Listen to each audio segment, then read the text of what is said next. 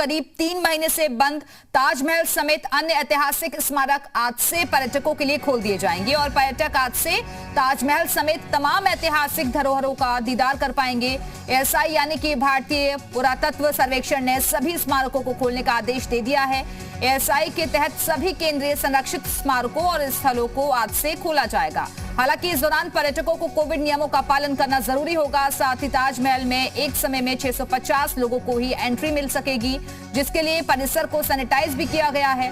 पर्यटकों को corona guidelines का सख्ती से पालन करने के निर्देश दिए गए हैं।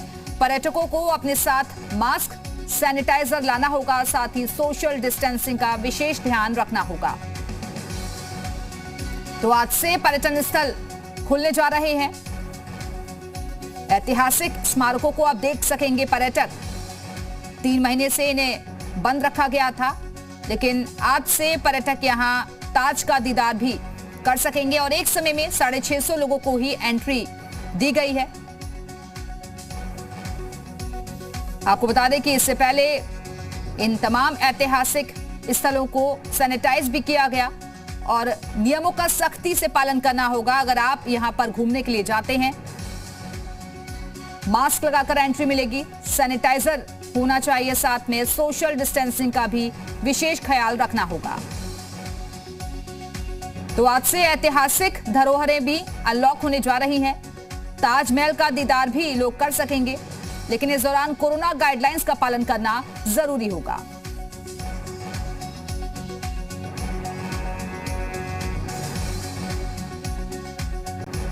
तो कोरोना का संक्रमण जिस तेजी के साथ बढ़ा था, उसके बाद इन तमाम पर्यटक स्थलों को बंद कर दिया गया था। तकरीबन 3 महीने से ये सभी ऐतिहासिक पर्यटन स्थल बंद थे, लेकिन अब जब धीरे धीरे चीजें संभलती हुई दिखाई दे रही हैं, अनलॉक कर दिया गया है, तो उसके बाद ये जो ऐतिहासिक धरोहर हैं उनको भी खोलने के आदेश दे दिए गए हैं। लेकिन तमाम सख्ती भी अभी बढ़ती जाएगी। लोगों से साफ कह दिया गया है कि अगर आप यहां पर इन ऐतिहासिक धरोहरों को देखने के लिए आते हैं तो उसके लिए आपको कोविड गाइडलाइंस का पालन करना होगा। एक बार में 650 लोगों को ही ताज के दीदार के लिए एंट्री मिलेगी।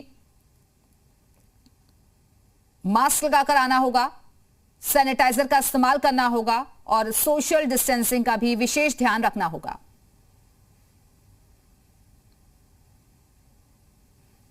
और इस वक्त 3 सहयोगी अलग अलग जगहों से हमारे साथ जुड़ गए हैं। शोभित चतुर्वेदी हमारे साथ जुड़े हुए हैं, विशांत भी हमारे साथ जुड़ गए हैं, इसके साथ ही संकल्प दुबे भी हमारे साथ जुड़ गए हैं लखनऊ से। लेकिन सबसे पहले शोभित के पास चलते हैं। शोभित, लंबा इंतजार किया है लोगों ने वहां, लेकिन आज से कह सकते हैं कि पर्यटन स्थल तो खुलेंगे पाबंदियों के साथ। देखिए, करीब 3 महीने की अंतराल के बाद आज स्मारक खुल रही है, जितनी भी एसआई के अधीन थी। ताजमहल के अलावा आगरा किला है, फतेहपुर सीकरी है, अकबर टॉम है, ये सब खुल जाएंगे। ताजमहल पर विशेष व्यवस्था की गई है। 650 लोग एक समय पर ताजमहल के अंदर रहेंगे। यही ताजमहल पे कैपिंग रहेगी। कोविड प्रोटोकॉल का पूरा पालन किया जाएगा, यानी कि मास्क के बिना एंट्री नहीं होगी, सैनिटाइज किया जाएगा, प्रॉपर कोविड प्रोटोकॉल का पालन होगा। ताजमहल खुलने से न सिर्फ ताजमहल पर्यटक को राहत मिलेगी, बल्कि जो व्यापारी हैं आसपास के, टूरिज्म उद्योग है, उसको बढ़ावा मिलेगा। जी बिल्कुल, आप बने रहिएगा। शोभित, लौटेंगे आपके पास। विशांत के पास चलते हैं। विशांत, क्योंकि वाराणसी भी ऐसी नगरी है जहां पर दूर दूर से पर्यटक पहुंचते हैं, लेकिन वीरानगी छाई हुई थी, पर्यटन स्थलों पर लोग पहुंच नहीं रहे थे, लेकिन आप कम से कम कहें कि लोगों को भी राहत मिलेगी, व्यापार भी पटरी पर आता नजर आएगा।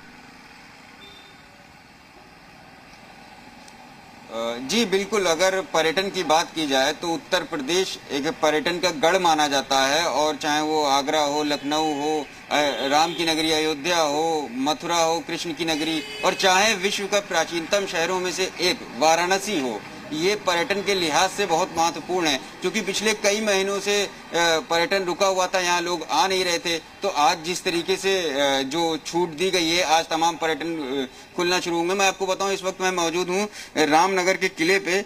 ये सांस्कृतिक रूप से, ऐतिहासिक रूप से और धार्मिक रूप से भी ये बहुत महत्वपूर्ण किला है।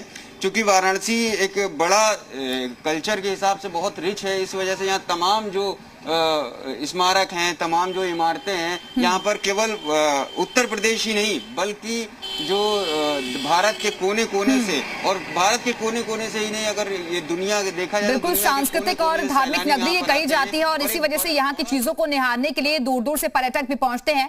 विशांत, लौटेंगे आपके पास, लखनऊ चलते हैं। संकल्प दुबे हमारे साथ जुड़े हुए हैं। संकल्प, जैसे जैसे चीजें अनलॉक हो रही हैं अब इसमें ऐतिहासिक धरोहरों को भी शामिल कर लिया गया है, लेकिन ये साफ निर्देश दिए गए हैं कि जब यहाँ पर लोग पहुंचे तो उन्हें नियमों का पालन करना जरूरी होगा।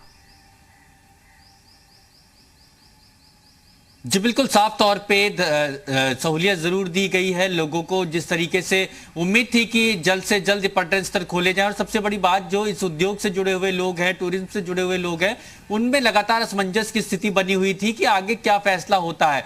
तो ऐसे में लोगों को भी समझना होगा, जो पर्यटन स्तर पर पहुंचने वाले लोगों को भी समझना होगा कि सरकार ने अगर अनलॉक किया है तो बेहद साफ तौर पे जो सहयोग चाहिए, जो अपेक्षित सहयोग है, वो उनकी तरफ से मिलना चाहिए, और कोविड प्रोटोकॉल्स का बिल्कुल अनुपालन कराया जाना भी बेहद जरूरी है और लोगों को इसका पालन करना भी बेहद जरूरी। तो ऐसे में तैयारियां लखनऊ में पूरी कर ली गई हैं। सभी ऐतिहासिक स्थलों को सैनिटाइज कल कराया गया है और ये माना जा रहा है कि कोविड प्रोटोकॉल का अनुपालन कराते हुए आज से जो ऐतिहासिक इमारतों को खोला जा रहा है उसमें लोगों से भी लगातार जागरूकता के लिए अपील की जा रही है।